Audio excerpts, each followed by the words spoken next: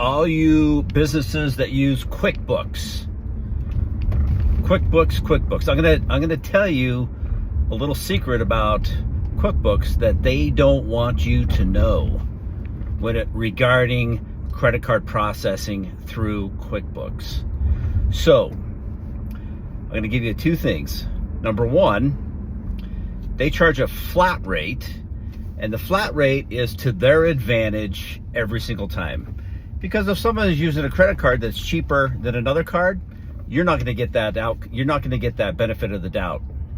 Number two, did you know you don't have to use QuickBooks Payments?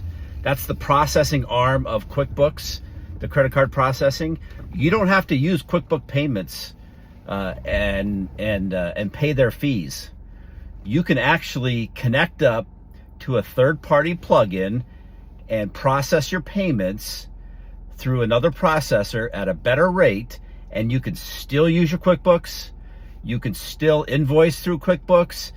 All you're doing is turning off the QuickBooks payment side and plugging in a new processor, and nothing changes for you. It reconciles, does everything for you, and you don't even know that you're not using QuickBooks Payments, but now you save money.